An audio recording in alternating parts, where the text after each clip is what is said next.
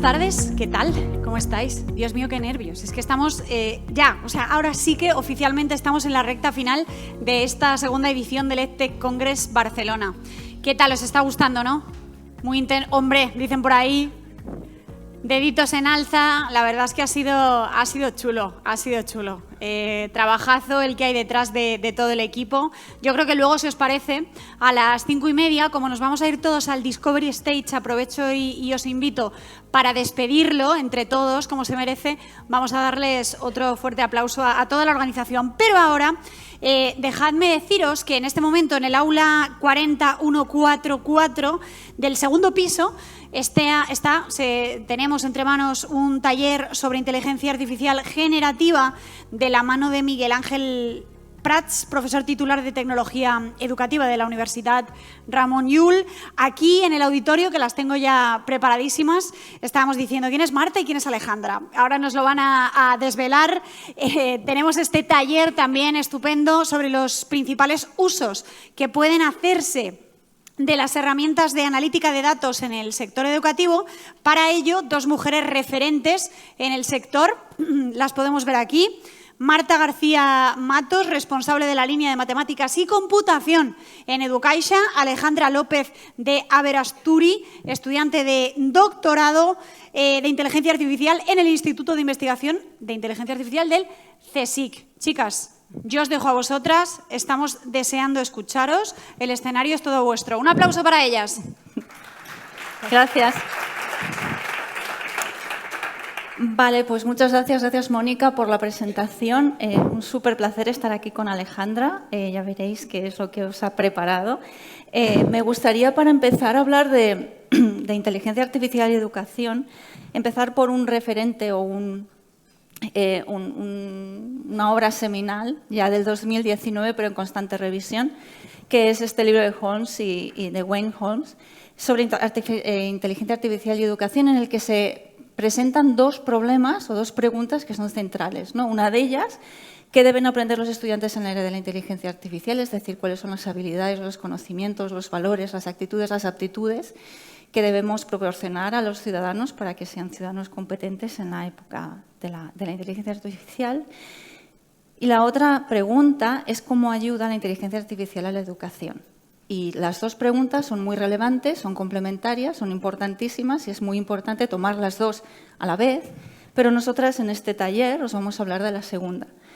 En concreto os hablamos de la segunda, pero con un añadido, ¿no? ¿Cómo podemos nosotros, la comunidad educativa, la estructura humana, digamos, las familias, los docentes, los líderes, los estudiantes, los desarrolladores, los investigadores, cómo podemos ayudar a la inteligencia artificial? O sea, ¿cómo podemos ayudar a la inteligencia artificial? Y esta pregunta es la que nos hacemos desde que empezó esta colaboración con el Instituto de Inteligencia Artificial del CSIC, hace ya casi 2 años, bueno, más de 2 años, y que empezó con este proyecto, que es una exposición de inteligencia artificial en educación, que el año pasado la inauguramos, en 2021, en el Casa Forum de Valencia. Y a partir de esta colaboración con el Instituto de Inteligencia Artificial están pasando un montón de cosas.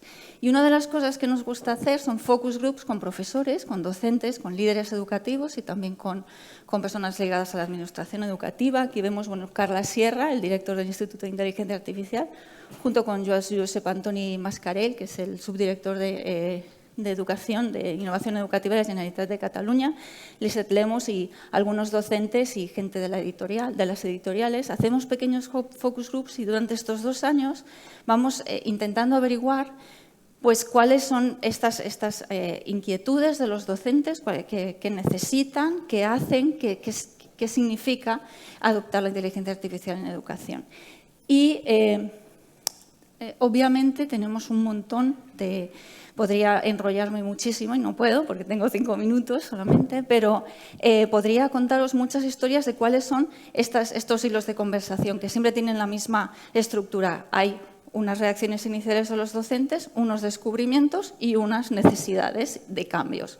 Entonces me gustaría, para poder introducir el tema, que es la analítica de aprendizaje, y la Data Analytics, ¿no? Que esto es una parte muy importante de la inteligencia artificial, que ahora con ChatGPT, que está en la otra sala, parece que no se toma tanto, ¿no? Que parece que todo inteligencia artificial es ChatGPT, inteligencia artificial generativa, que es súper importante, pero esta otra, ¿no? El análisis de datos es algo también muy importante. Y eso, bueno, pues para introducir el tema me gustaría contaros un hilo de conversación concreto que tuvimos con los docentes, ¿no? Que empezó con una reacción inicial. Las reacciones iniciales hay muchas. Alarma por la privacidad, por la agencia o por la creatividad. En este caso me voy a quedar con la alarma de la privacidad. Entonces la conversación podría ir a algo así como: llega el docente y dice, no, pero la inteligencia artificial no me interesa porque yo creo que simplemente estas empresas pues, quieren coger mis datos para mejorar sus productos o para comerciar con ellos, ¿no? Entonces dices, vale, en realidad les puedes responder que hay inteligencias artificiales que son transparentes y que tienen un objetivo concreto y demostrable de ayudar al alumno. Y entonces el profesor te dice, bueno, vale, pues aunque la inteligencia artificial tenga el objetivo de ayudarme, no la necesito, puedo yo solo. Y entonces le dices, en realidad no, porque la cantidad de datos que puede observar, puede procesar, puede sacar decisiones o tomar decisiones en tiempo real y te puede dar muchos datos de lo que está pasando con 30 niños a la vez, tú solo no puedes. Y entonces el docente dice, bueno, ¿y por qué quiero mejorar tanto? No somos pollos, ¿no? Es como, ¿por qué tengo que estar mirando qué puedo hacer mejor? Los niños no son pollos. Y esa respuesta me dejó clavada. Dije, ahí va, pues... Y es cierto, ¿no? Entonces, un descubrimiento interesante pensando sobre esa legitimidad, es decir, no somos pollos, no quiero mejorar aunque pueda. Claro, porque no le puedes decir, no te puedes oponer a mejorar. Eso no es una respuesta. Entonces, lo que es interesante es ver que la tecnología en realidad no nos pone ante la disyuntiva quiero mejorar o no quiero mejorar, sino que la pregunta que provoca la tecnología es ¿qué es mejorar? ¿Sobre qué quiero mejorar? ¿Quién tiene que mejorar? ¿Los que van un poco peor para ir mejor? ¿Los que son buenos para ser buenísimos? ¿Y qué considero que es una mejora? Entonces ahí los profesores, los docentes y todos los que estábamos en el focus group dijimos, de todas las posibles mejoras, ¿sabéis cuál es la que identificaron los docentes como la mejor? Hablando siempre de Learning Analytics. De, pues eso, Data Analytics para ayudar al estudiante a encontrar su camino, a mejorar, a saber cuáles son sus obstáculos. Pues la mejora que más valoraron los profesores y además inmediatamente fue, claro, es que no es que vayan a aprender mejor, porque aprender igual pueden con un curso de YouTube, con Coursera, con el otro, con su padre, su madre, quien sea. Es que a mí lo que me va a proporcionar esta inteligencia artificial es un mejor conocimiento de mis alumnos y va a enriquecer la relación con mis alumnos. Entonces dijeron, claro, esto es fantástico, yo puedo mejorar la relación con los alumnos, los puedo entender mejor, les puedo conocer y esto redunda en algo muy importante que es la equidad. Porque si tú quieres ser justo y quieres dar a cada chico, a cada estudiante lo suyo, tienes que preguntarte qué es lo suyo de cada cual, qué le tengo que dar a cada uno. Y aquí, ¿no? El Learning Analytics te puede decir, oye, pues mira, este mejor esto, y a este otro esta otra cosa. Entonces, esta equidad, que es algo que siempre buscamos, pues igual la lupa y la inteligencia artificial nos ayuda. Así que esta oportunidad de mejora está súper relacionada con la analítica de datos, que nos hablará Alejandra. Y hay un segundo descubrimiento estrella que me dejo para el final, pero os avanzo, que tiene que ver con esta adopción de la tecnología de decir, realmente ahora que queremos hacer esto, de ahora ver al alumno y seguirle más que ponerle tareas, en realidad todos los cambios necesarios para adaptar la inteligencia artificial que nos ayuda, ya sabemos cuáles son. O sea, la buena noticia es que los cambios necesarios es lo que queremos hacer en realidad. Queremos convertirnos en docentes que ayuden, los chicos tienen que ser activos. Entonces, la última reflexión que os dejo, y os dejo este libro de Kate Crawford, tan interesante, Atlas of AI. Claro, la inteligencia artificial ni es artificial ni es inteligente, es decir, no es algo que sea nuevo. Sí que es algo nuevo, es una tecnología nueva, pero quiero decir que la revolución que provoca no es tanto que la tecnología provoque cambios, sino que la tecnología los señala, los identifica, nos hace a nosotros decir qué es lo que tengo que cambiar para poder adoptar la tecnología y mejorar, que en realidad lo que tengo que cambiar ya lo sé, es lo de siempre, ya lo sabemos. Entonces, la tecnología lo que nos hace es revelar cuáles son los cambios que tenemos que acometer. Y sin más, os dejo con Alejandra.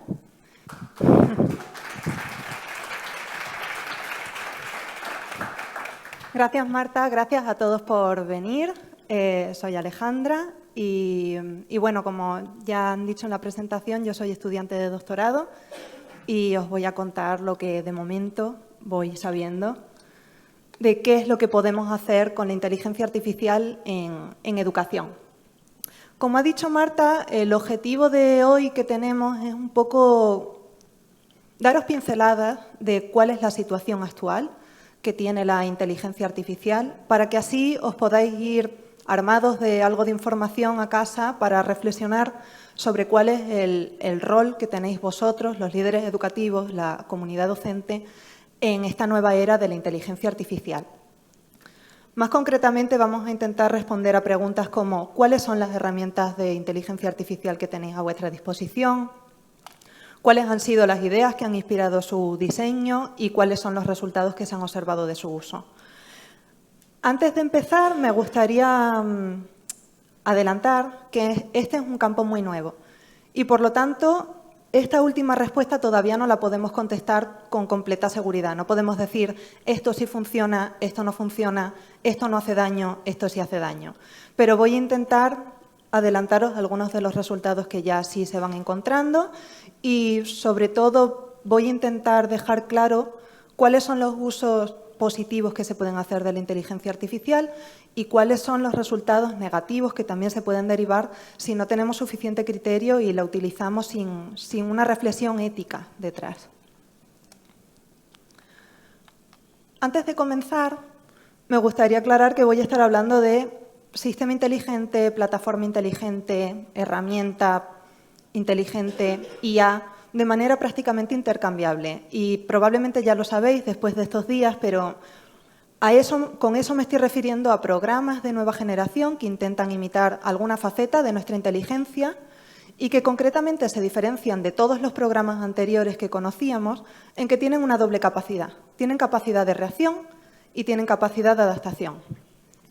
Con capacidad de reacción me refiero a que son capaces de sentir una señal, del tipo que sea, y actuar en consecuencia sin que ningún usuario se lo pida. Por ejemplo, unos auriculares sensibles al ruido y que lo cancelan serían una herramienta reactiva. Lo que hacen es recibir la onda de sonido y ellos generan otra onda que la destruye y nos permite escuchar la música con tranquilidad. Pero si lo pensáis, ese tipo de auricular, el nombre inteligente se le queda, el adjetivo inteligente se le queda quizá demasiado grande. ¿Por qué? Porque si colocamos esos auriculares en igualdad de condiciones en una sala y sabemos cómo es la onda de sonido que hay en esa sala y tenemos ganas de hacer cálculos, siempre sabremos cómo van a reaccionar. Son predecibles, son fáciles de entender en cierto sentido. Para que un programa sea llamado inteligencia artificial, además de ser reactivo, también tiene que ser adaptativo. Es decir, tiene que aprender conforme se va utilizando a personalizarse cada vez más, a personalizar más los resultados para su usuario. ¿Y qué sería entonces un auricular inteligente? Bueno, pues serían unos que supieran que la música clásica nos gusta baja, que el pop nos gusta alto, que la Rhapsodia Bohemia de Queen nos gusta alta en la parte que no sabemos y preferimos bajarlo después. En fin, es algo que realmente está adaptado a nosotros. A una persona le resulta muy fácil aprender eso, le basta con un par de viajes en coche acompañándonos para conocer nuestros gustos musicales. Los ordenadores necesitan miles o decenas de miles de demostraciones, en lugar de 2 o 3, para aprender. No están dotados de inferencia, empatía, imaginación, lógica, como nosotros. Pero lo cierto es que cuando se utilizan bases de datos buenas y se entrenan durante el suficiente tiempo, los resultados pueden ser espectaculares. Y, de hecho, cuando una persona que no nos conoce se prueba nuestros cascos por primera vez, si fueran inteligentes, esa persona no sabría predecir cómo se van a comportar, porque están completamente personalizados a nosotros. En ese sentido, se diferencian mucho de, por ejemplo, una calculadora o todas las herramientas que habíamos utilizado hasta ahora, porque es como si la calculadora nos diera un número, un resultado, en función de cuál es nuestro número favorito. Está personalizado y hecho a medida. Espero hoy poder explicaros un poco cuáles son las herramientas en este sentido inteligentes que tenéis a vuestra disposición y cuáles son las ventajas y desventajas de utilizarlas. Y se me olvidaba, vamos a hacer una pequeña demostración de un tipo de herramienta inteligente para aterrizar todo esto. Se llama AutoTutor, es un software libre que implementamos en la exposición que ha comentado Marta y veréis un poco cómo funciona por detrás.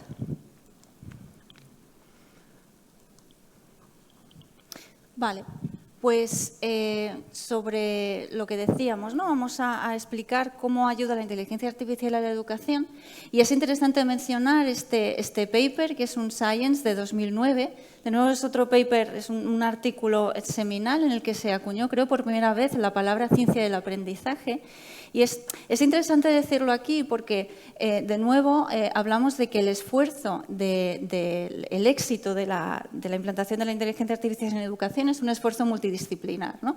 Entonces, en el paper, Melshoff y sus colaboradores hablan de que, por un lado, pues está Machine Learning, bueno, ellos le llaman Machine Learning, con el Learning Analytics, ¿no? Que habla de la evaluación formativa, la predicción, la detección temprana, y el Adaptive Learning, que habla pues, de cómo tutorizar uno a uno, de aprendizaje personificado y recomendación.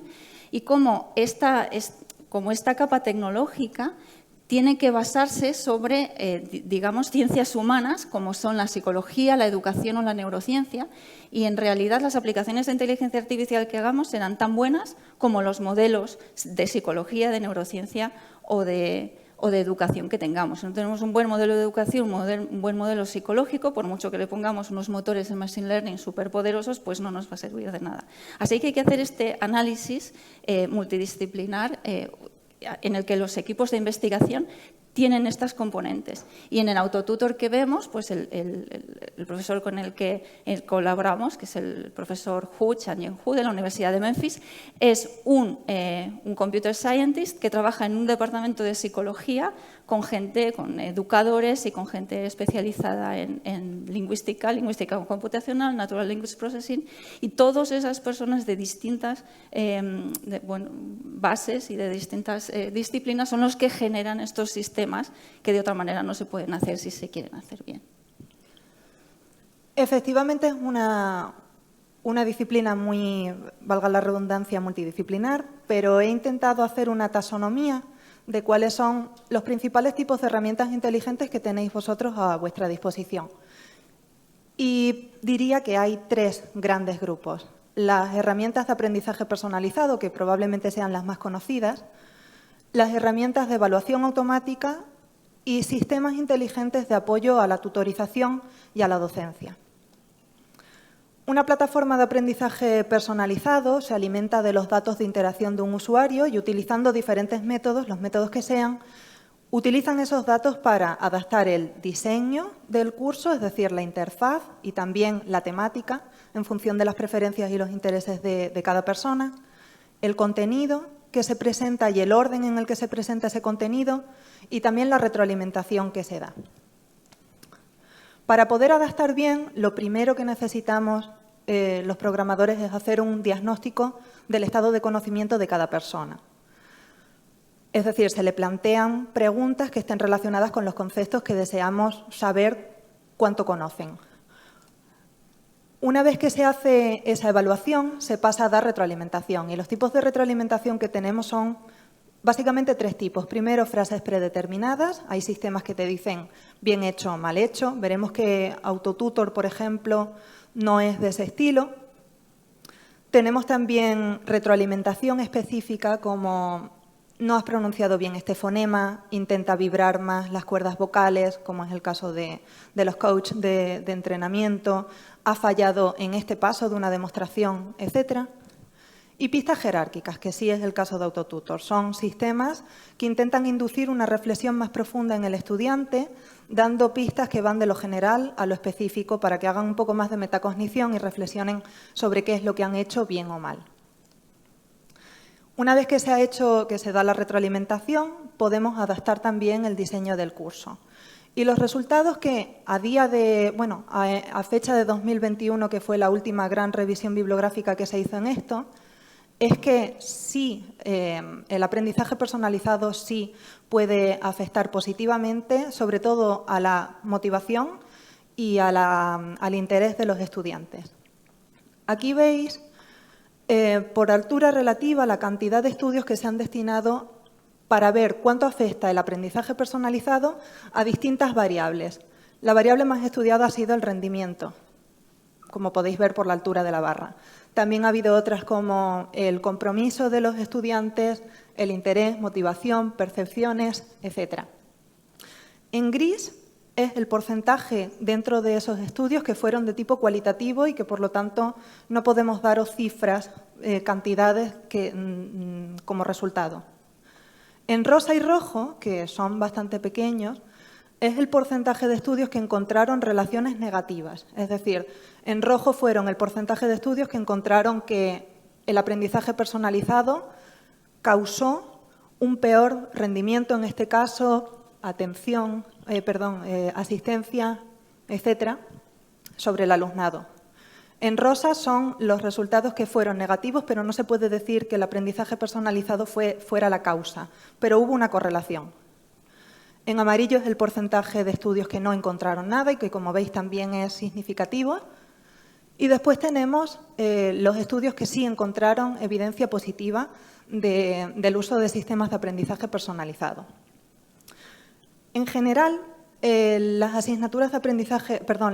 sistemas de aprendizaje personalizado funcionan mejor en las asignaturas STEM, en las asignaturas de ciencia y de tecnología.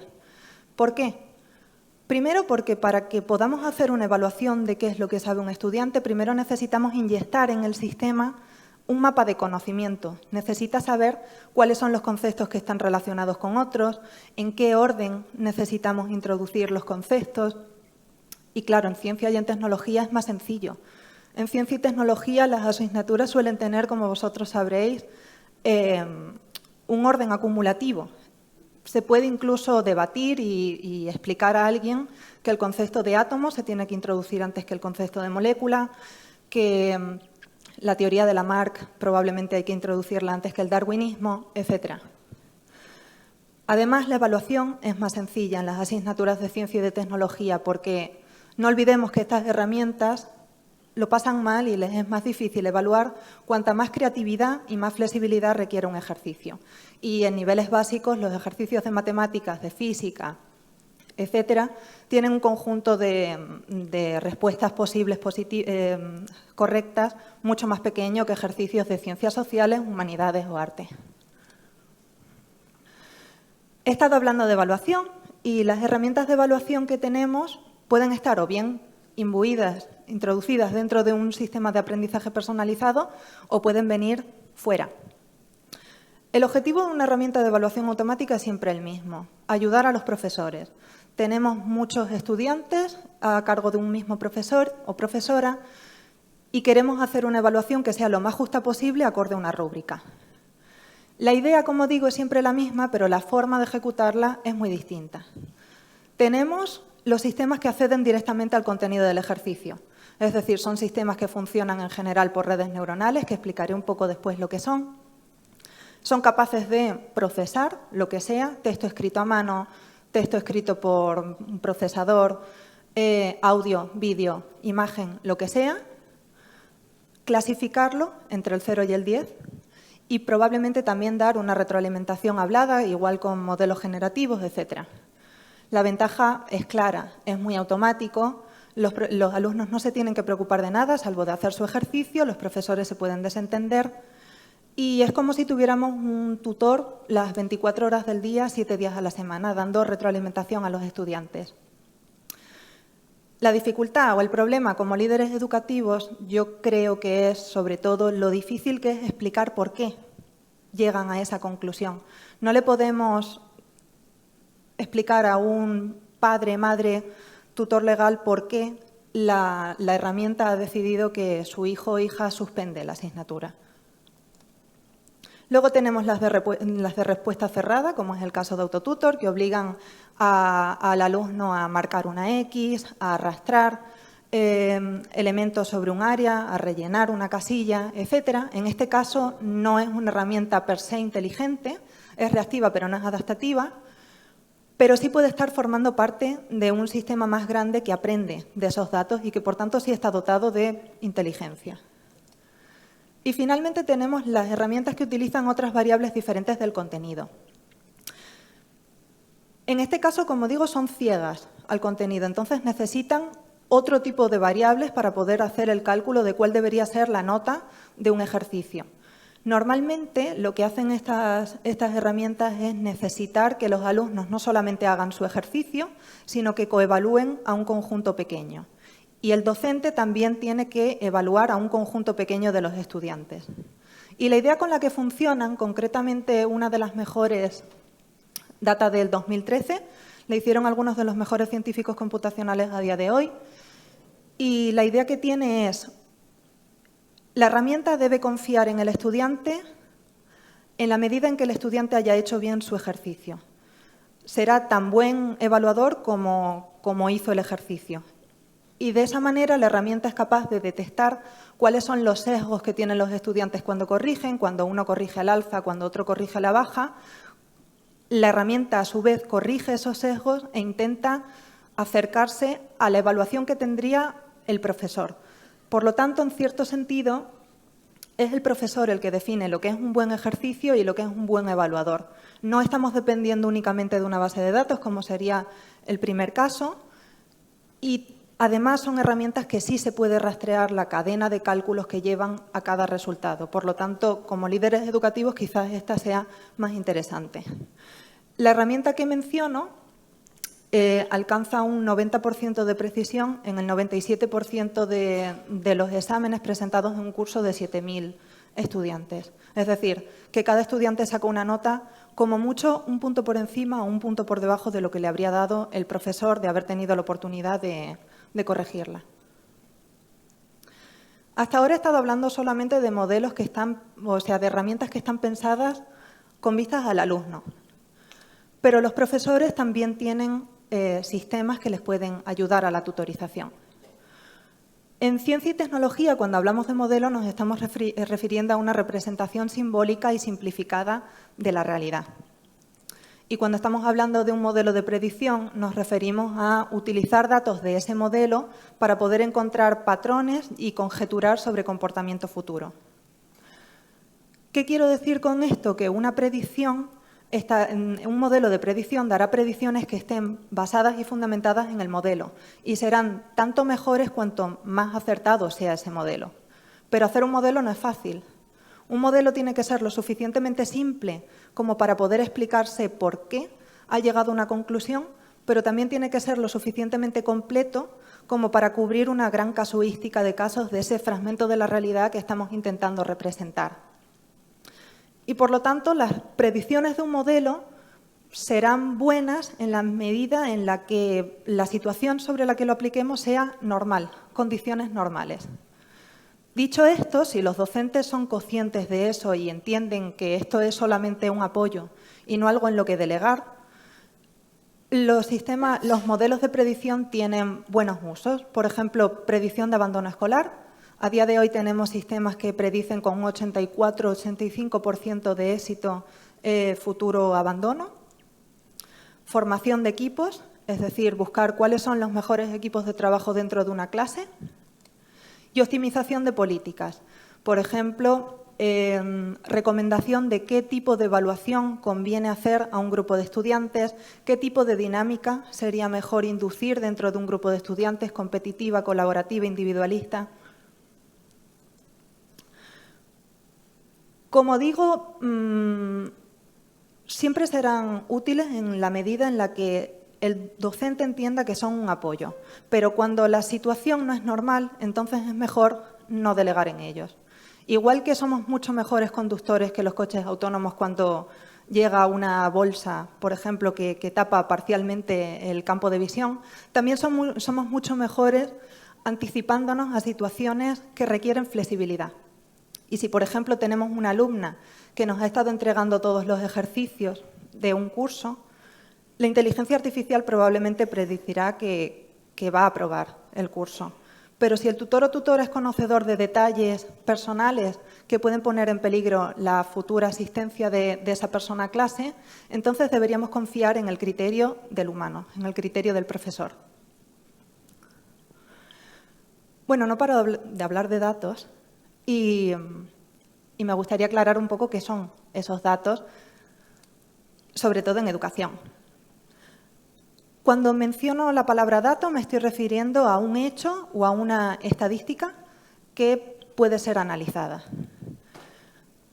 Y de por sí, un único dato no contiene información. Solamente cuando tenemos agrupaciones de datos y los observamos bajo la luz teórica, bajo la luz de una teoría, es cuando adquieren un contenido informativo. En educación y en general nos podemos encontrar datos de tipo cualitativo o cuantitativo y también podemos clasificarlos como estructurados y no estructurados. Los datos cuantitativos en educación son número de clics que hacemos en una plataforma, número de veces que hemos fallado, diámetro de la pupila cuando se nos presenta un contenido, segundos de duda, etc. Los datos cualitativos son todos los demás. Pueden ser en educación, por ejemplo, estado de ánimo detectado en el estudiante cuando se le presenta algo, o si ha fallado o no ha fallado un ejercicio, etc. Con respecto a esta otra clasificación, los datos estructurados tienen una forma predeterminada y eso hace que su procesamiento sea muy sencillo por parte de los programadores porque podemos preparar la plataforma para que nos lleguen y los procesamos muy rápido. Pero esta velocidad viene con un problema y es que los datos estructurados no son nada flexibles, es decir, no podemos modificar fácilmente esas bases de datos y no sirven para mucho más que para lo que se recogieron inicialmente. En contraposición, los datos no estructurados son todo lo demás, es decir, imagen, vídeo, texto, todo lo que nos podemos encontrar en Internet. Y hasta hace poco eran muy difíciles de procesar, pero ahora ya hemos llegado a un punto de desarrollo de la inteligencia artificial en el que sí podemos exprimir el jugo de ellos y podemos hacer una personalización muy potente. Cuando tenemos muchos datos masivos, no estructurados, hablamos de Big Data. Y cuando tenemos Big Data podemos hacer minería de datos y analítica de datos. La minería de datos sirve, la distinción es bastante sutil, pero la minería de datos sirve para identificar patrones generales sobre los datos desnudos. Por ejemplo, un uso habitual de minería de datos es el que hacen las aerolíneas para saber cuáles son los principales tipos de clientes que tienen y así montar 2 o 3 campañas de marketing diferentes. En educación sería buscar cuáles son las principales tipologías de estudiantes que tenemos y así montar diferentes estrategias de un curso. Por su parte, la analítica de datos supone una resolución más específica de problemas y de monitorización a través de métodos científicos y es lo que hacen todas las herramientas de las que estoy hablando, tanto las de evaluación como las de personalización. Todo esto en realidad es analítica de datos, es estudiar datos aplicando métodos científicos, deberían ser científicos, para asegurarnos de que damos un resultado personalizado. Sean cuales sean los datos que una herramienta recoge, lo principal, primero, es que cumpla con la normativa que a día de hoy protege a los usuarios de inteligencia artificial. Por una parte, la normativa española, que data de 2022, por otra parte, el Reglamento General Europeo de Protección de Datos. Y la línea que siguen es siempre la misma, intentar tratar de utilizar datos que no puedan afectar negativamente al usuario por aumentar sesgos y aumentar prejuicios. Además de esto, es muy importante que los datos que se utilicen sean relevantes, que tengan una fundamentación empírica, una fundamentación científica y que la plataforma con la que estamos firmando el contrato para comprar la herramienta nos explique cómo va a utilizar esos datos. Debería asegurar que no habrá una comercialización con terceros de esos datos y creo que también es necesario que el uso de datos, el ciclo de esos datos dentro de la plataforma sea cerrado. Es decir, que se acumulen cuando el usuario únicamente interactúa directamente con la plataforma, que se almacenen, se utilicen para adaptarse lo mejor posible al usuario y después se desconecte la plataforma y no salgan de ahí.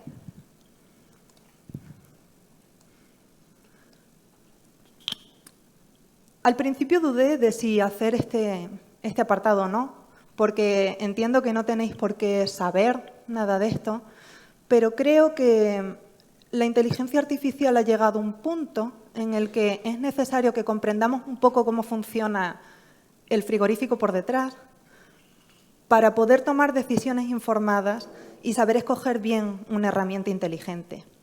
Y creo que es necesario que entendáis lo que es un algoritmo y cuál es la diferencia entre los sistemas de caja negra y los sistemas que no son de caja negra. Con algoritmo, en realidad, nos estamos refiriendo a cualquier conjunto de instrucciones que no son ambiguas y que nos permiten realizar una tarea o solucionar un problema. Y dicho de esta forma, es un término bastante mundano. De hecho, nos llevan acompañando muchísimo tiempo, tanto desde que somos pequeños como a nivel de la humanidad.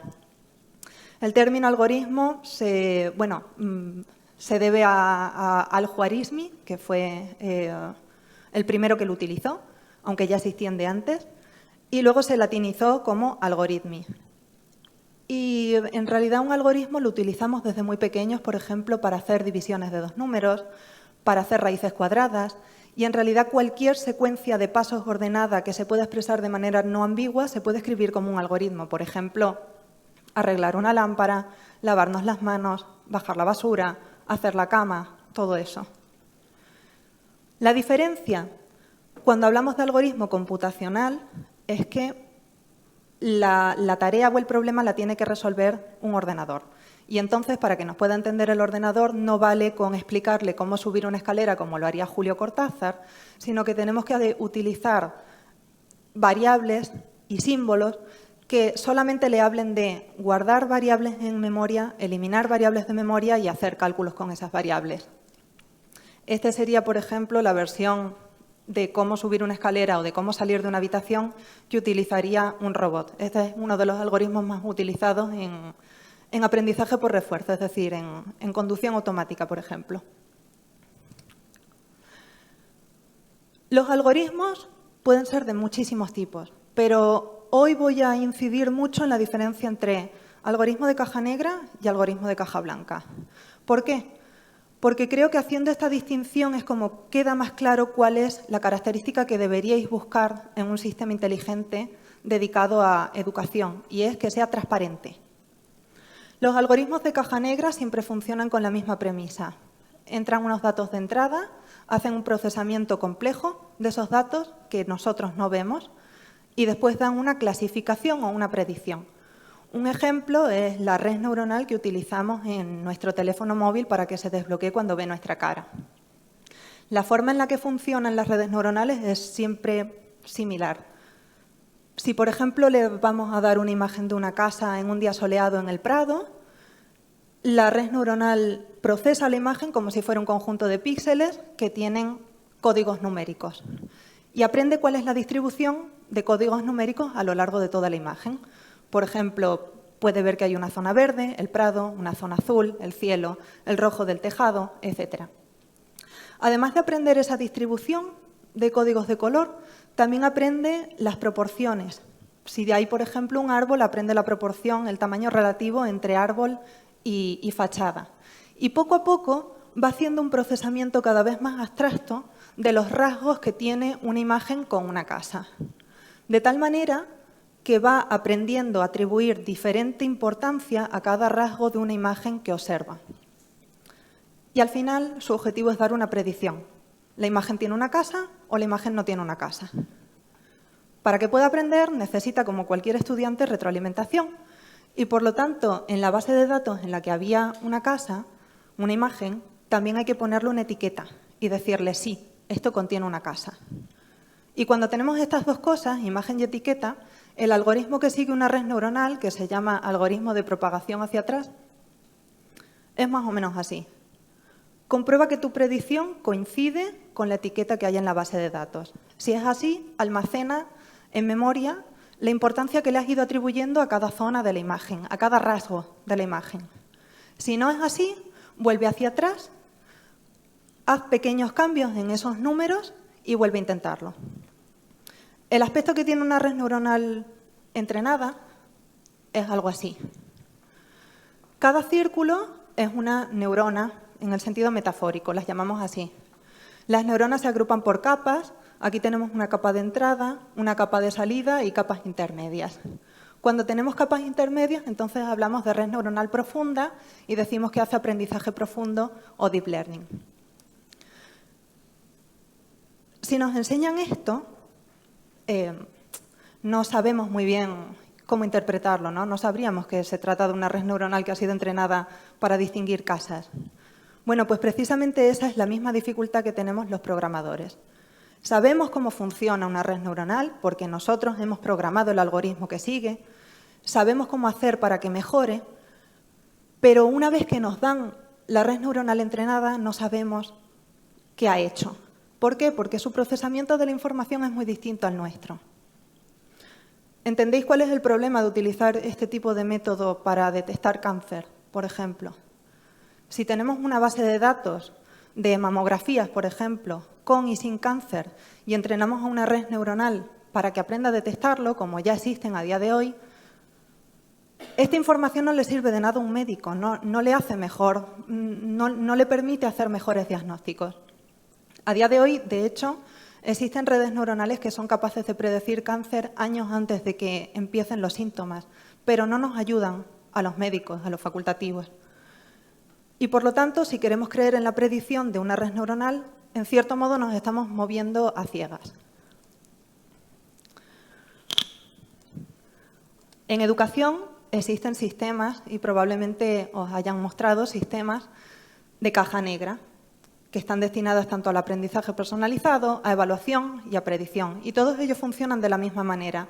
Aprenden cuáles son los rasgos más importantes en los que se tienen que fijar del estudiante, del ejercicio, del comportamiento del estudiante para después adaptarse y lo pueden hacer muy bien. ChatGPT, por ejemplo, también es una red neuronal, una caja negra, que lo que hace es aprender qué importancia tiene cada palabra en una frase para después hacerse muy bueno prediciendo cuál es la siguiente palabra que debe decir a continuación. Funciona un poco como un autómata, comienza diciendo una palabra y después sabe muy bien cómo continuar la frase para que sea estadísticamente probable. Pero solo aprende eso, aprende semántica y aprende probabilidad, pero no tiene lógica. Cualquier reflejo de lógica que pueda tener es un eco de los textos con los que fue inicialmente entrenado humanos. Como pros de estos sistemas, ya lo he dicho, son automáticos. Y creo que pueden ser muy útiles, por ejemplo, para los estudiantes cuando quieren practicar a solas en casa. Yo misma utilizo coach de pronunciación en inglés a solas.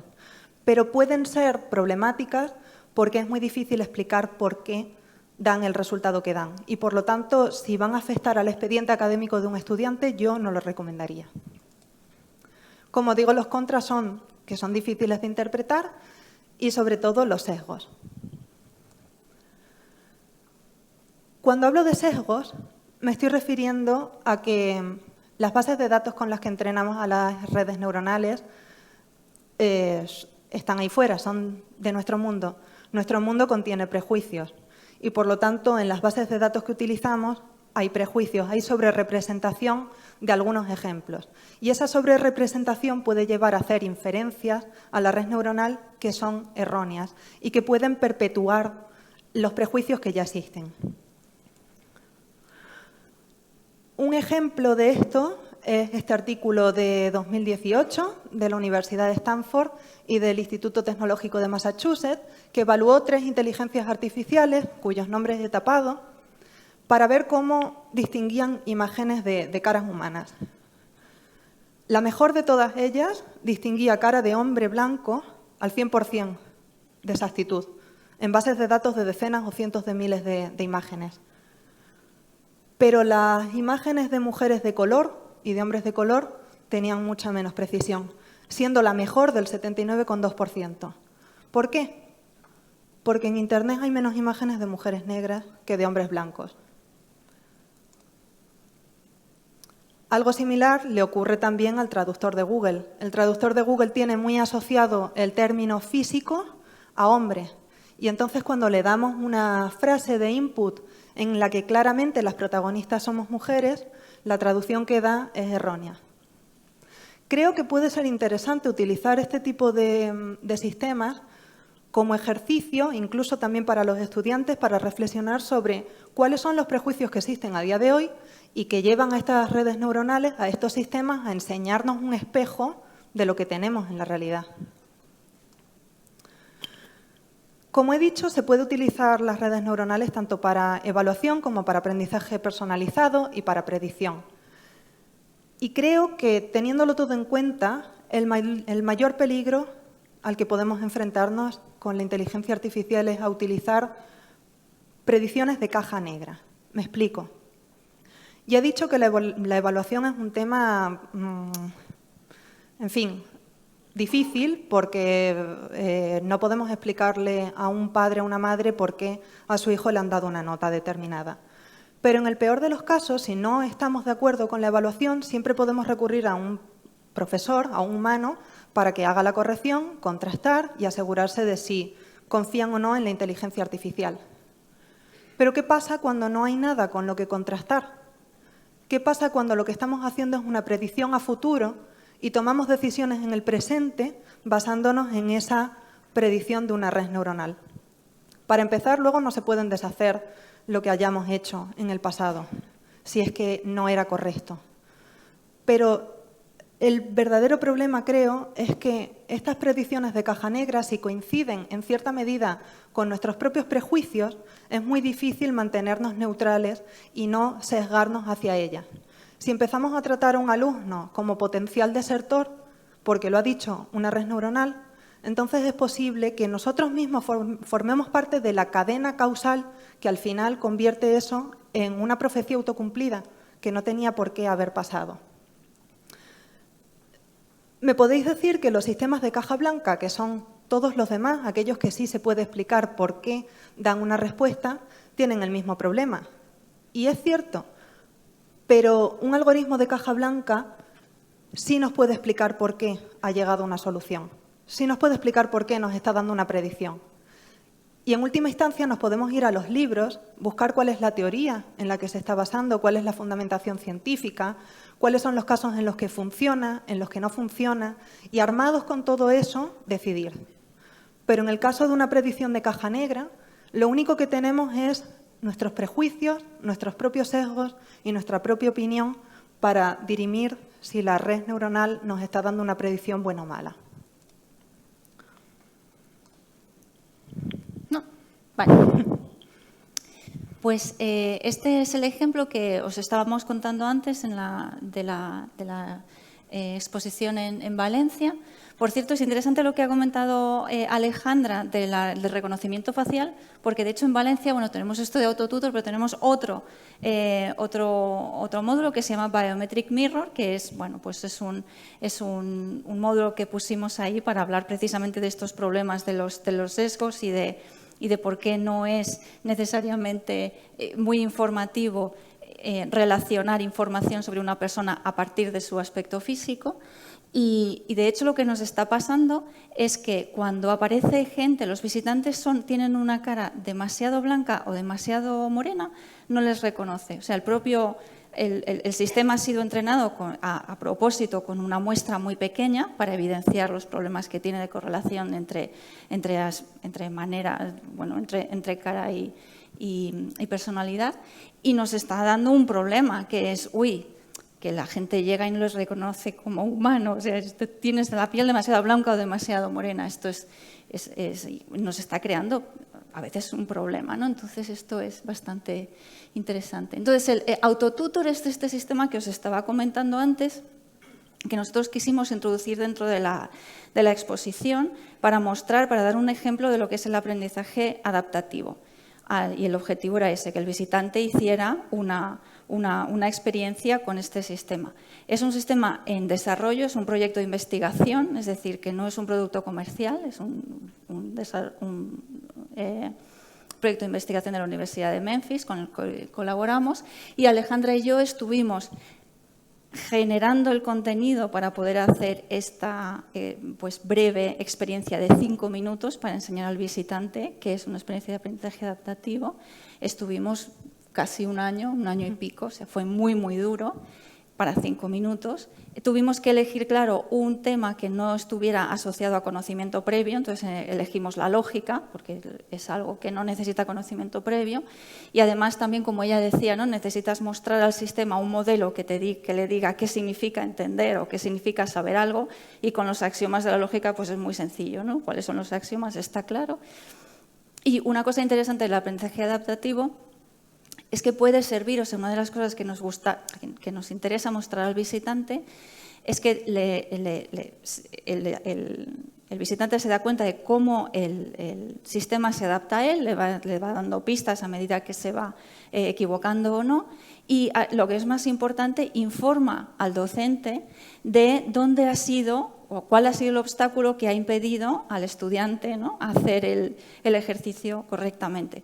Y esto es interesante porque muchas veces, especialmente en matemáticas, el profesor puede decir, el estudiante no sabe hacer A, debe ser que no sabe B, y le enseña B, pero sigue sin saber A. Y dice, ¿pero qué le pasa? Si ya le he dicho B, clarísimamente tendría que saber A.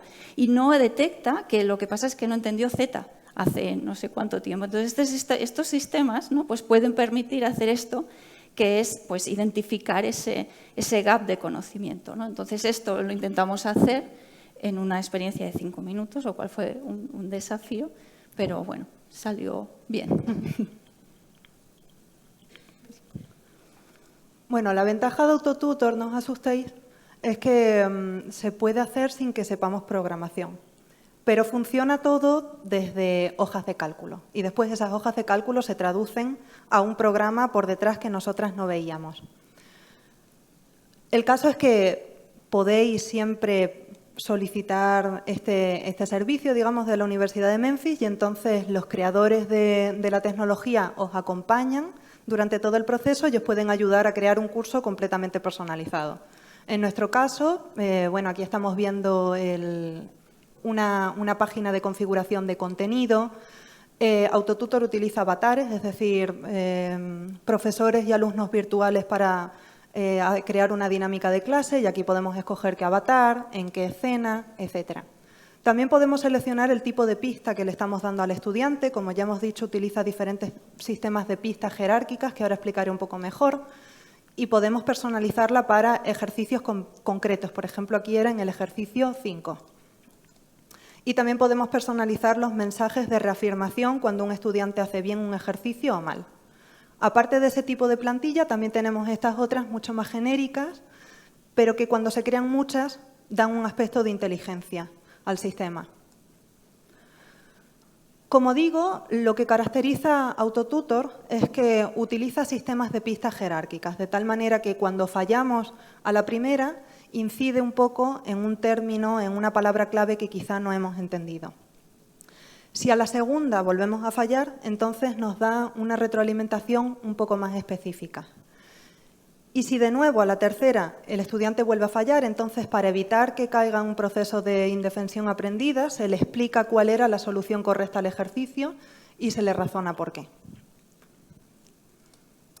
Todos los datos, todos los clics, cada vez que un estudiante ha fallado, cada vez que ha dudado, el tiempo que ha dudado, toda la información que os podáis imaginar cuantitativa se almacena. Aquí estamos viendo los datos de todos los visitantes del mes de marzo de 2023 al museo, anónimos, y si tenéis permisos de administrador podéis acceder a eso y ver los datos al desnudo, aunque también AutoTutor ofrece una analítica mucho más amigable. Aquí estamos viendo, cada uno de estos son usuarios que acudieron y la fecha en la que se presentaron, y también podemos ver en mayor detalle cada uno de esas personas. Cuántos fueron los clics que hicieron, cuántos ejercicios completaron, el tipo de retroalimentación que recibieron, cuáles fueron los conceptos que entendieron mejor y peor, etc.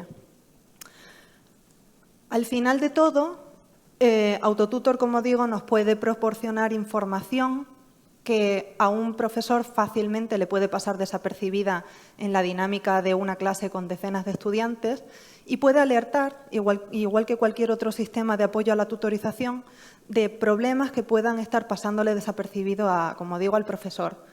No solo eso, sino que también da información a nivel de minería de datos. Te puede explicar cuáles son los problemas generales que hay en esa clase y los conceptos que quizá no se han explicado bien porque la mayor parte de los estudiantes no lo han estudiado, no lo han entendido, perdón. Bueno, hemos hablado de herramientas, de datos, de qué son, de cómo se procesan.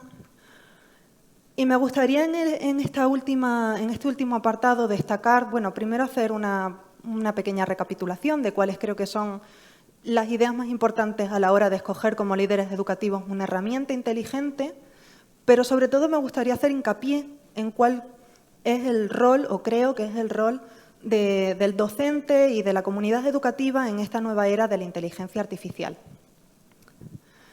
Sea cual sea el motivo por el que un líder educativo, un profesor, quien sea, quiere buscar una herramienta inteligente para su clase, esta debería estar siempre fundamentada en estudios científicos y en información empírica, en datos empíricos, y debería proporcionarnos esa información de forma transparente a la empresa con la que estemos trabajando. Ya hemos visto, desgraciadamente, qué es lo que pasa cuando se ponen plataformas tecnológicas a disposición de gente muy joven, no habiendo sido esas plataformas tecnológicas desarrolladas poniendo el interés de las personas en el centro. Probablemente, si en el equipo que formó y que hizo el botón de me gusta de Facebook hubiera habido psicólogos, habrían alertado del riesgo que podía producir de depresión, de falta de autoestima, que después hemos visto. Probablemente tampoco existirían los filtros en Instagram y que a día de hoy afectan a 1 de cada 50 personas con dismorfia corporal. El periodo de aprendizaje de una persona suele coincidir con un periodo de enormes cambios, de mucho potencial, pero también de enorme vulnerabilidad. Y por ello, cualquier herramienta inteligente debería haber sido construida en colaboración con profesionales de la salud mental, psicólogos, pedagogos, docentes. Debéis formar parte también del proceso de creación de las asignaturas.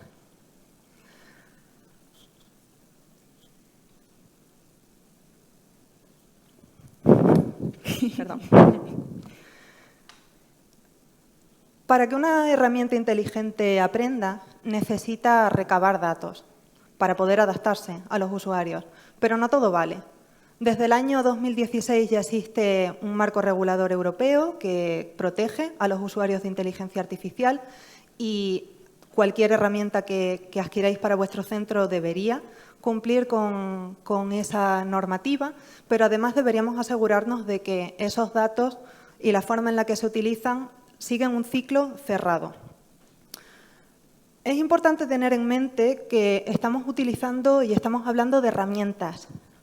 Una herramienta, por definición, es un objeto pasivo que se queda en una habitación, en un rincón, esperando a que lo utilicemos o que espera en un servidor web a que nos conectemos, sin comercializar después la información con terceros, sin intentar captar constantemente la atención del usuario cuando no se está utilizando y, por supuesto, sin utilizar variables que puedan afectar negativamente al usuario. Las recetas con las que se entrenan a estas herramientas, los algoritmos que se utilizan, ya hemos visto que pueden ser de caja negra y de caja blanca. Los algoritmos de caja negra intentan siempre hacer un procesamiento de la información que no vemos para después hacer una buena clasificación, que puede ser muy buena. Los algoritmos de caja blanca a día de hoy todavía no han alcanzado los tintes futuristas que tienen los algoritmos de caja negra, pero también pueden ser muy positivos y, sobre todo, son muy interesantes desde el punto de vista vuestro, probablemente, porque es fácil explicar por qué dan una predicción, cuál es la secuencia de cálculos que siguen, cuál es la teoría en la que se apoyan. Todos los algoritmos se alimentan de datos para poder aprender, pero los algoritmos de caja negra son mucho más susceptibles de reproducir y de perpetuar sesgos como machismo, racismo, propaganda, fake news, de lo que son los algoritmos de caja blanca. Entonces, visto todo esto, ¿cuál es el rol del docente realmente? Los estudiantes delegan a día de hoy en la inteligencia artificial, la utilizan todos los días. Creo que ya no podemos permitirnos no hablar de inteligencia artificial en el aula porque acompaña a los estudiantes que vienen a clase, confían en ella, hacen los ejercicios con ella, le hacen preguntas, le atribuyen autoridad. Existe una narrativa que dice que aprenderemos a convivir con la inteligencia artificial de manera natural, como lo hemos hecho con el automóvil, con Internet, con el ordenador, con el teléfono, etc. Pero lo cierto es que nunca antes habíamos visto nada que mejorase y que aprendiese a la velocidad a la que lo hacen los ordenadores actuales. Nunca antes habíamos convivido con algo que hubiera mejorado su capacidad de procesamiento 100.000 billones, un 1 con 17 ceros, de veces. Obviamente, nosotros, en comparación, no hemos evolucionado nada. Nos encontramos en una era, en una época que es muy excitante, es muy interesante, porque tiene muchísimo potencial, pero a la vez es una época confusa. Es confusa porque podemos utilizar inteligencia artificial para predecir cáncer y anticiparnos a él años antes de que aparezca, porque pronto, según un artículo de este mes, podremos relacionarnos con personas con parálisis cerebral fácilmente y podemos utilizar un traductor artificial para hablar con cualquier persona del globo. Pero a la vez, la tecnología también puede aumentar los prejuicios que ya existen a día de hoy, aumentar la polarización política y aumentar las emisiones de CO2 con modelos generativos, con macromodelos generativos como ChatGPT. Estamos en una época, y la tecnología actual es confusa, porque es una utopía y una distopía simultáneamente. Y para poder hacer frente a esta época, es primordial que volvamos a aferrarnos a aquello que nos ha permitido llegar hasta aquí, nuestro pensamiento crítico. Solamente de esa forma es como podremos realmente enfrentarnos a los nuevos retos de esta nueva época. La comunidad educativa de la que vosotros sois líderes, creo que no solamente debería perfilarse como usuaria actualizada de las tecnologías que nosotros, los tecnólogos, los científicos, os podemos ofrecer. Sois mucho más. Vosotros tenéis el mayor ascendiente sobre las generaciones más jóvenes, sobre nuestro futuro próximo. Sois vosotros los que tenéis la llave para evitar que estas herramientas sean malinterpretadas y sobreexplotadas. Arthur Clarke, el autor de 2001, Odisea en el espacio, decía que toda tecnología suficientemente avanzada es indistinguible de la magia. Hemos llegado a un punto de desarrollo de la inteligencia artificial en el que todavía no nos hemos acercado a lo que es la inteligencia real, a la inteligencia humana, pero sí hemos alcanzado una sofisticación como aquella de la que hablaba Clarke. Para evitar que nuestra ciudadanía confunda eso con magia y para evitar que atribuyan autoridad y lógica a las predicciones de algo que en esencia es un autómata, urge que se incentive el pensamiento crítico cuando se está hablando con ChatGPT, por ejemplo, con cualquier sistema de red neuronal. Y sobre todo urge que se les haga reflexionar a los estudiantes sobre qué sentido tiene aprobar un curso, hacer un ejercicio o ser receptor de un título universitario si eso se lo ha hecho una red neuronal. La inteligencia artificial es una gran herramienta que tiene muchísimo potencial para vosotros, pero no debería dejar de ser vista como eso, como una herramienta. El criterio de nuestros profesores, de nuestros maestros, el pensamiento crítico y los valores éticos es lo que siempre debe prevalecer. Bien. Bueno, un aplauso. Yo antes de aplausos.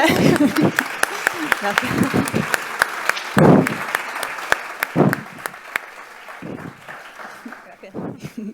Bueno, pues como ha dicho Alejandra, hay unos nuevos roles docentes, como decíamos al principio, en realidad no son, ya sabemos qué son, ¿no? Tiene que ser generador de contenidos, esto que os decíamos de autotutorio, estuvimos un año para hacer una cosa de 5 minutos, tiene que saber analizar datos para tomar decisiones y poder hacer una monitorización buena de lo que significan estas herramientas de inteligencia artificial para el aprendizaje de sus alumnos. Y hay de estos nuevos roles docentes que se generan nuevas necesidades. De nuevo, no son nuevas, ¿no? Se necesita acompañamiento experto, se necesita capacidad de investigación en aula. Uno de los profesores de estos focus groups, otra cosa que me gustó mucho, o sea, que me sorprendió y fue que dijo, ¿y cómo sé que estoy haciendo esto bien? ¿Cómo sé que estoy aplicando bien estas herramientas? No lo sé. Y claro, tendrá que tener tiempo, tendrá que tener capacidad investigadora en aula, tendrá que tener tiempo para poder hacer esos análisis, para poder ver si están saliendo bien, ¿no? Tendrá que haber una comunidad docente investigadora, tendremos que crear espacios donde los docentes digan, oye, yo he hecho esto con ChatGPT, me ha ido bien, me ha ido mal, no lo sé, y esto, pues es que no, esto no lo hiciste así. Bueno, tiene que haber como un seguimiento, monitorización y tiene que haber una colaboración entre las escuelas y la investigación. Claramente, ¿no? Ella es una experta, vosotros sois unos expertos, tenéis que hablar. Y es decir, necesitamos investigar.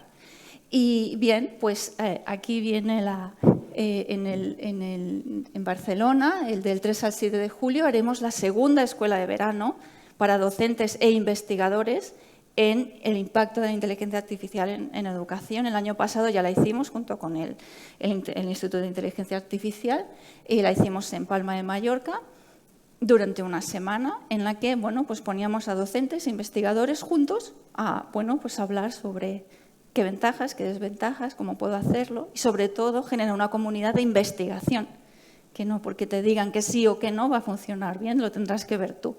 Y qué funciona y por qué funciona, que esto es casi lo más importante. Esto funciona, sí, pero ¿por qué funciona? Importantísimo. Y esto es algo que sale de una investigación de la que vosotros sois absolutamente responsables y líderes. Desde el 7 de julio os invito, colaboración desde SIC con Educasa, y aquí está el cacharrín para que veáis la web. Muchas gracias.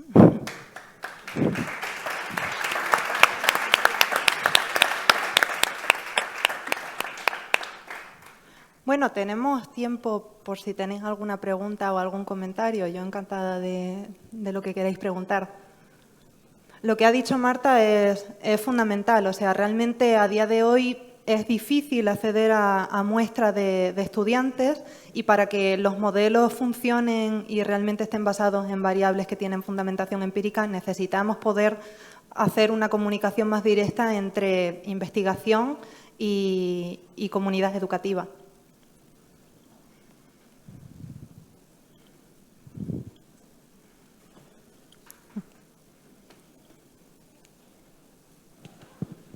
Hola, buenas tardes.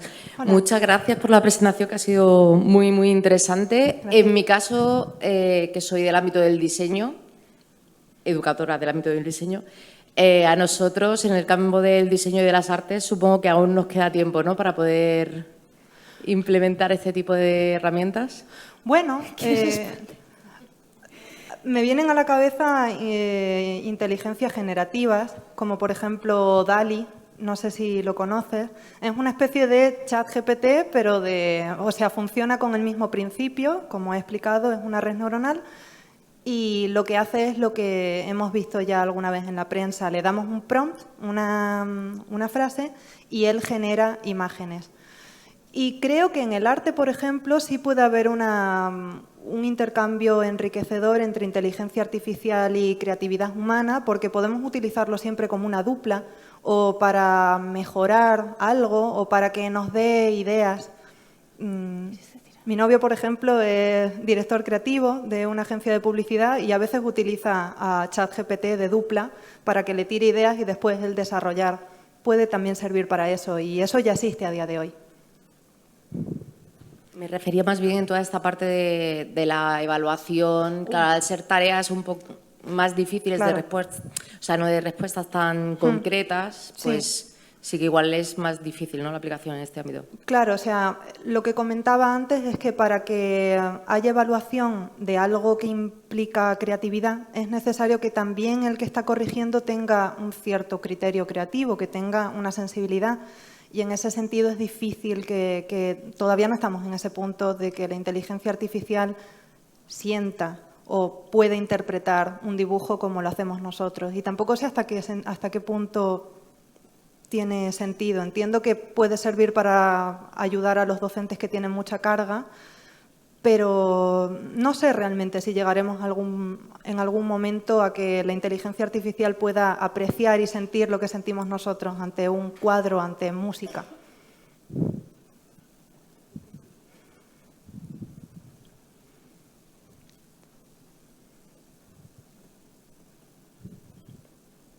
¿No? Ah, mira. Una cuestión. ¿Cómo animaríais a los docentes a que contactaran con vosotros a nivel de investigación? O sea, porque dices que faltan datos y cómo podrían participar, no sé, escuelas, institutos. Entiendo que hay que pasar por algún comité de ética para los datos, pero, por ejemplo, decir, oye, nos interesa implementar esto en nuestros centros, ¿cómo lo pueden hacer? Sí, efectivamente hay que pasar por un comité de ética. Todos los padres y tutores legales tienen que dar su consentimiento de que esos datos son tratados. Como ya he dicho, ya existe un marco legal que protege a los usuarios de inteligencia artificial y también a las personas que trabajan, o sea, que participan en un estudio. Pero realmente es necesario porque ahora mismo yo siempre comparo esto como el salvaje oeste. O sea, ahora mismo esto es un campo libre para ingenieros, para muchos ingenieros. Y se han hecho muchas cosas con buena intención, no hay duda. Probablemente el botón de Facebook lo hicieron porque querían transmitir positividad, pero si no lo haces de manera informada puedes estar haciendo más mal que bien.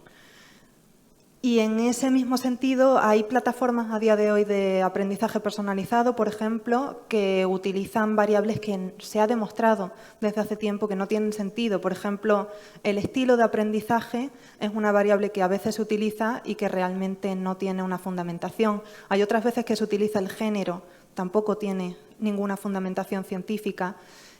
Y es necesario que podamos tener más datos y saber cuáles son las variables que realmente sí funcionan y cuáles son las que no. Y además de toda esa colaboración, pues pueden salir herramientas que realmente pueden ser muy interesantes.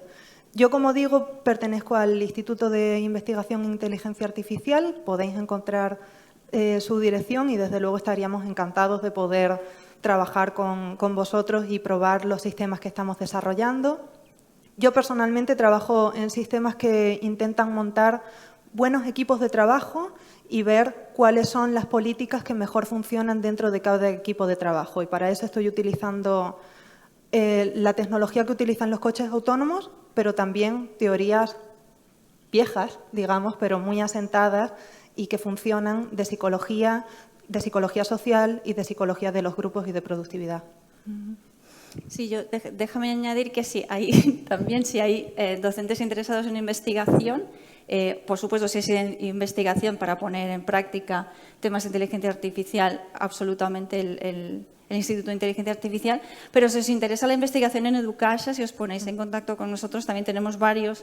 O sea, a nosotros lo que nos interesa es eso, entrar en contacto con profesores que tengan ganas de hacer investigación en aula de todas las maneras, cuantitativa, cualitativa, observación en aula, participar en proyectos grandes, en RCTs, es algo que realmente nosotros queremos construir y apoyar, así que absolutamente todo el apoyo por nuestra parte. De hecho, tenemos actualmente un RCT junto con la Universidad de Oviedo que trabaja la relación entre la aritmética, los fundamentos aritméticos y el pensamiento computacional, que está abierta la convocatoria, por cierto, ya que lo mencionas, lo aprovecho para decirlo, si os interesa. Mi pregunta es más simple, porque entonces cuando los centros dicen, bueno, nosotros queremos participar, ¿cómo combináis los programas que ellos tienen con la investigación? O sea, ¿de qué manera? O sea, ¿son ellos que se adaptan a vuestras propuestas o cómo lo combináis esto? Hay muchas maneras de hacerlo. Si, por ejemplo, vosotros os interesara entrar en contacto con el Instituto de Inteligencia Artificial, que me consta que Carla Sierra es un gran animadora, vamos a intentar hacer investigaciones con docentes. Entonces, este tipo de investigaciones es pues algún tipo de proyecto educativo que tienen, de proyecto de inteligencia artificial aplicado a la educación que tienen en el instituto, se ponen en contacto con docentes pues para poder probar con ellos cómo funciona. Ese es un tipo de colaboración con docentes. Otro tipo de colaboración con docentes, por ejemplo, en el caso de Educasa, es que digáis, pues sí existe este proyecto que ya está investigando la relación esta que digo entre aritmética y pensamiento computacional. Es un programa que existe, pues se han hecho unas lecciones y se ve si funciona o no, como la de las aspirinas, la mitad lo hace, la mitad no, a ver si en uno ha salido mejor que en otro. Y entonces, en ese caso, nosotros diríamos, mira, pues tienes que poner en práctica este proyecto educativo y a veces te puede tocar de control o no, o sea, grupo de control o grupo de intervención, y estás, pues no sé, durante un año con nosotros participando con tu clase. O puede haber otro tipo de proyectos de investigación en los que a ti te interese pues, investigar el impacto de cierta mejora que quieres tú particularmente hacer en tu aula. Entonces, nosotros te podemos poner en contacto con otros centros que pueden tener una casuística similar a la tuya, y junto a ellos y con el acompañamiento de expertos, pues vais haciendo un proyecto vosotros mismos de investigación en aula. O sea, las maneras de hacer investigación son muchas y depende un poco de cuál es vuestro interés. Gracias.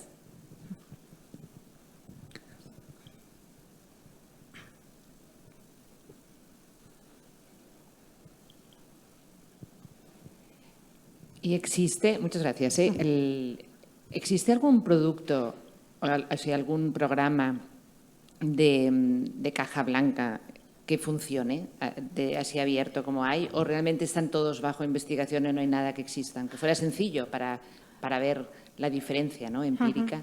Sí. El que he mencionado, por ejemplo, de evaluación automática, ese es software libre. Lo que pasa es que, como siempre, estas cosas las hacemos los científicos y después depende de si se compran o no, se les da un formato para que puedan ser utilizadas por el gran público. Pero estoy segura de que ese sistema ya debe de estar comercializado. Si quieres, después te puedo pasar información de quiénes son los que lo han hecho. Pero, como digo, es un sistema muy robusto, que funciona muy bien y que, sobre todo, se puede entender por qué dan esa nota el sistema. No estamos trabajando con abstracciones que hace y con parametrizaciones de una red neuronal.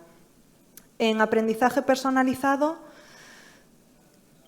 te diría que la mayoría de las cosas que hay ahora mismo colocan encima una capa de red neuronal de los que se comercializan, quiero decir. Pero me informaré y si me das tu contacto también te puedo pasar cosas sobre eso. Muchas gracias. Pero en general diría que no. Bueno, no he dicho eso. No, en general. Madre, no tendría que haber dicho eso. En general diría que se necesita muchísima investigación. O sea, pueden ser súper prometedores y hay mucha investigación. A lo mejor hay cosas de bajo qué ámbitos, en qué circunstancias, cuándo, por qué, cuánto tiempo. Entonces se necesita, o sea, todos los esfuerzos que están haciendo todos los desarrolladores, todos los emprendedores en EdTech, todas estos grandísimos esfuerzos que se están haciendo, grandísimas inversiones, pintan fantástico si pueden ser hechas junto con la comunidad docente que pueda decir, mira, va muy bien, pero no como creía, sino de esta otra manera. Es lo que quería decir, o sea, estoy súper pro. Ahora, yo no tengo una pregunta, pero sí una petición, quizás. Me ha gustado mucho la presentación porque presenta un espectro amplio de cómo se usa el Learning Analytics, que es algo que el análisis de datos ha estado presente en muchísimos campos y en la educación apenas se está empezando a escuchar, cosa que, bueno, ya sabemos cómo es esto, ¿no? Pero he echado en falta como un poco correlacionar cada uno de estos ejemplos a un producto que ya existe, ¿no? Entiendo que es difícil porque, no sé, temas de patrocinio o lo que sea, pero puede ser, o sea, podemos acceder a algún tipo de listado que nos ayude a ver, vale, esto es una red de caja negra, esto es una red de caja blanca, esto es un tal. Y te lo digo, bueno, o sea, soy emprendedora de tech, he hecho un bootcamp de data, es decir, no estaba tan perdida con lo que estabas diciendo y aún así digo, me encantaría poder ver este espectro grande con ejemplos. ¿Es posible acceder a algo así? Siempre podemos buscar en el buscador, obviamente, y buscar cuál es la mejor plataforma, buenas plataformas y tal. Nosotras no podíamos dar nombres, eso era un poco de conflicto que teníamos. No sé si meterme en algún lío y decir alguno. Pues siempre podemos decir que podemos publicar esa información en nuestra página web de Educational. Sí, siempre se puede decir que más tarde se puede, y además también podemos hacer como un listado más exhaustivo, ¿no? Pero el otro problema no es solamente el conflicto que pudiéramos tener nosotras hoy, sino que, como he estado incidiendo, no hay suficiente transparencia siempre. No siempre los propios creadores de las plataformas te dicen en qué se están basando. Te dicen que utilizan tecnologías de nueva generación, que aprovechan los datos de manera milimétrica para personalizar, pero no te dicen bien cómo. Normalmente detrás de eso suele haber redes neuronales. Si hay información de cuál es la teoría en la que se basa, entonces la suelen poner. Hay un sistema, que no sé si me estoy metiendo en un lío, pero lo creó la editorial McGraw-Hill, se llama Alex, con K, KS, y está basado en una teoría que data de los años 70, que se llama espacios de conocimiento. Y básicamente es lo que comentaba antes, intentan inyectar en el sistema cuál es el mapa de conceptos y qué concepto se tiene que decir antes que cuál. Al principio eso era como muy primitivo, muy binario, o sabías o no sabías un concepto, y a día de hoy creo que eso ya está mucho más sofisticado, y se entiende que entender es un continuo y que se puede entender en distinto grado, que no todo el mundo necesita entender las cosas en el mismo orden, que hay quien hace inferencia y hay quien hace deducción. Es un sistema que creo que sí tiene muy buen uso. Y en China, sobre todo, hay muchos sistemas de aprendizaje personalizado que se utilizan. Ahora, el tratamiento que hacen de esos datos es opaco, las técnicas que utilizan también, pero existe una empresa llamada Squirrel AI, ardilla, que se utiliza muchísimo a nivel de todo el país y que también da buenos resultados.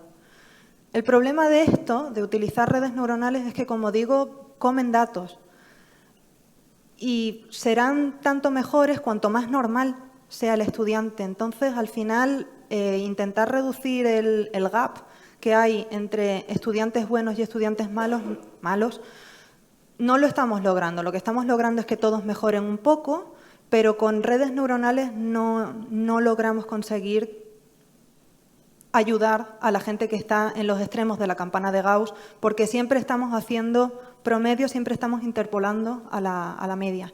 Y por eso es necesario utilizar algo que no solamente utilice datos. No sé si te ayuda en algo.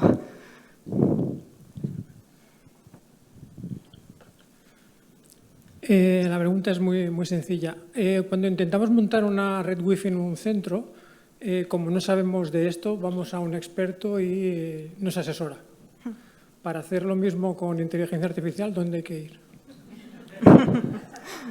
Esa es muy buena pregunta, y es justo porque estamos aquí. O sea, una de las necesidades del docente es acompañamiento experto.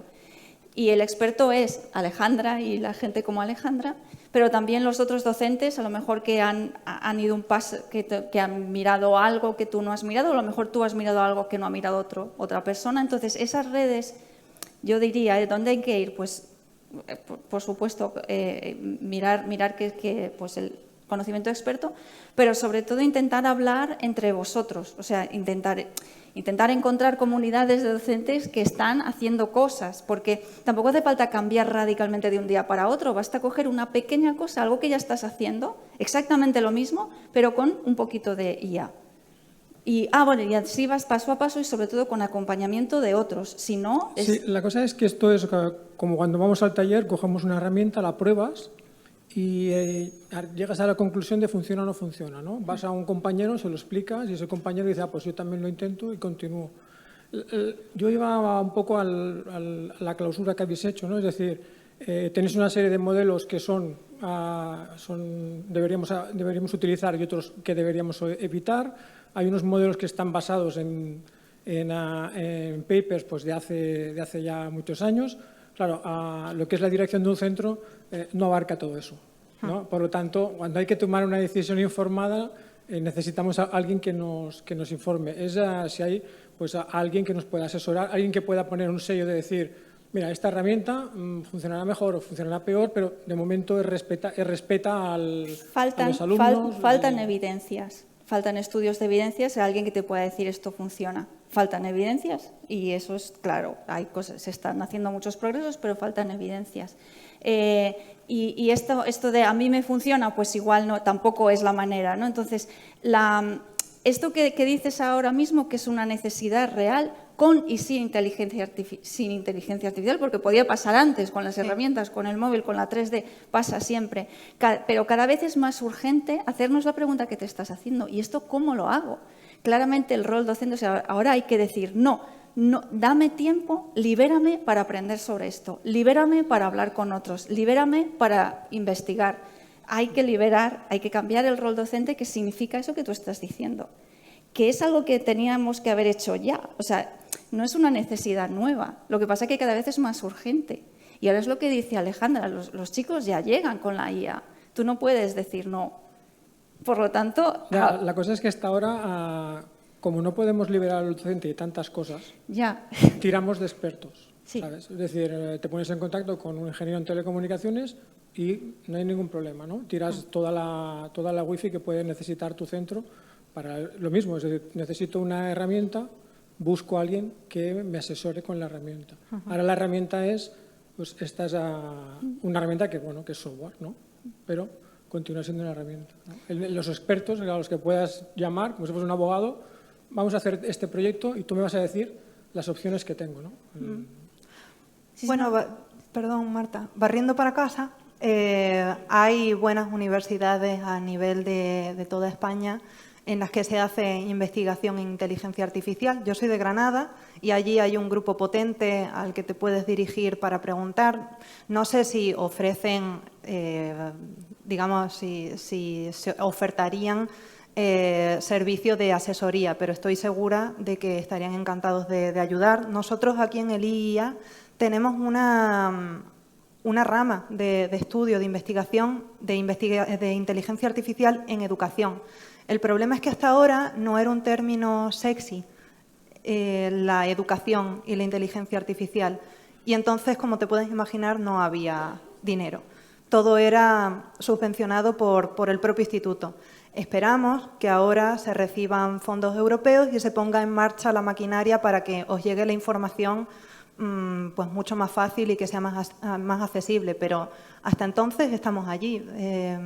Ya te digo, Instituto de Investigación e Inteligencia Artificial, y mi director de tesis es Carla Sierra, que, como ha dicho Marta, es un referente en esto y siempre tiene muchas ganas de tomar contacto con el profesorado. Y vente a la escuela de verano. Sí.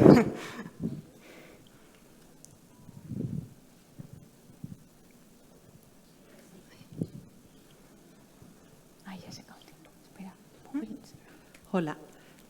Hola. Antes has comentado lo de la alumna que siempre entrega y que la inteligencia artificial diría, esta chica seguro que aprobará, porque siempre ha entregado, pero sabes tú que el tutor sabe que esta chica tiene problemas y no podrá acabarlo. Entonces, ¿cómo podemos poner la parte de la psicología, la parte emocional, en un algoritmo? Porque realmente eso es lo que nos falta a los programadores. Esa es una pregunta difícil. Pero sí hay maneras. Desde luego no en un algoritmo de caja negra, no es tan fácil eso. Pero sí existen otros sistemas que sí pueden estar fundamentados en teorías de la psicología. Iba a poner la transparencia del Science, Alejandra. Pues esa de Learning Sciences, que es ahora pues toda la disciplina que trata de encontrar justo esa pregunta, ¿no? O sea, poner inteligencia artificial sobre... Espérate que voy a llegar, ahí está.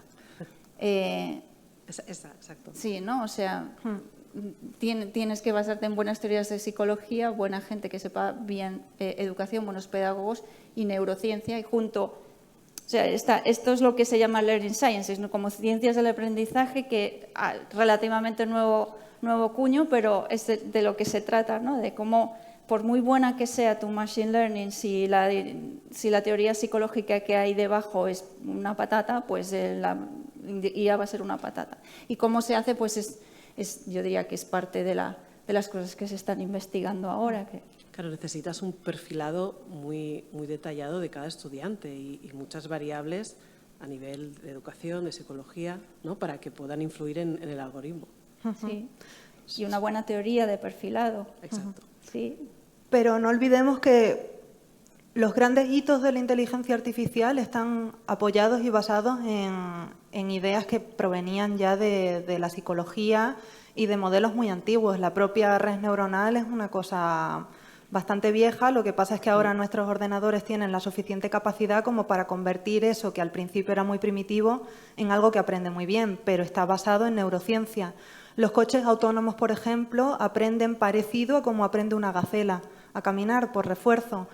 Y yo creo que en realidad todos los grandes pasos que se dan en inteligencia artificial están fundamentados en una idea que inicialmente es de psicología. Incluso el modelo que se utiliza ahora en ChatGPT, que se llama Transformer, se basa en la idea de atención e intenta imitar cómo nosotros prestamos atención, o al menos esa es la idea de partida.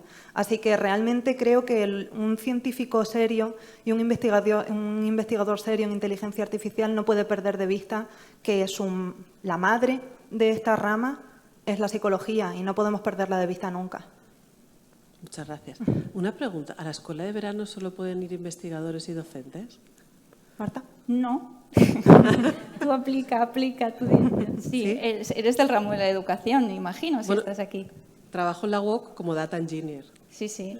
No, bueno, bienvenida. Sí. Vale. The more the merrier. Yo tengo una consulta. Dime. Disculpad. Soy alumno, no he dejado de ver la presentación desde el punto de vista como un estudiante. Yo ahora mismo estoy estudiando Comercio Internacional y mi centro tiene un pequeño problema, y creo que este problema es compartido. Mi centro, por ejemplo, tiene una gran incidencia de alumnos, por ejemplo, cuando se va a apuntar a algún grado, digamos, Comercio Internacional, técnicas de venta, transporte y logística, tienen una inserción muy alta. Pero sí nos hemos dado cuenta que a lo largo del tiempo, y es un problema que pasa en Cataluña, hay una tasa de abandono de aproximadamente desde el 10 al 14% según el grado. Lo que sí, mi pregunta es, si tuviéramos la capacidad de analizar los datos, por ejemplo, las notas que sacan esos alumnos que tienen la tasa de abandono, influir, por ejemplo, en su estado dentro del colegio, ¿sería posible tener unos datos más fiables de saber qué alumno va a abandonar el colegio? O sea, ¿va a abandonar su grado? ¿Sería posible? Espero que sí. De hecho, esa es una de las principales... Creo que a nivel europeo ahora hay mucha subvención para invertir en inteligencia artificial en educación para tratar este tema en concreto de abandono escolar y crear modelos que hagan buenas predicciones sobre abandono escolar. Una vez más, creo que es necesario que no solamente sean modelos que se apoyen en datos para poder explicar a alguien si realmente va a abandonar o no, por todo el problema que he dicho antes de confiar a ciegas o no. Pero ya hay, de hecho, sistemas que predicen con un 85% de acierto.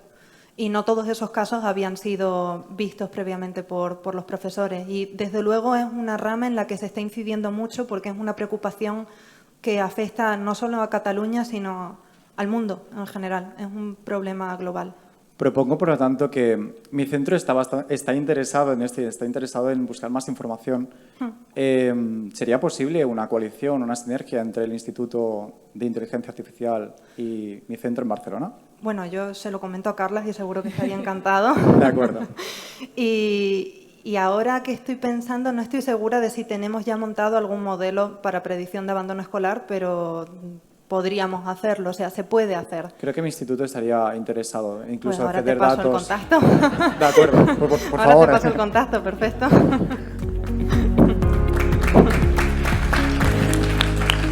Gracias.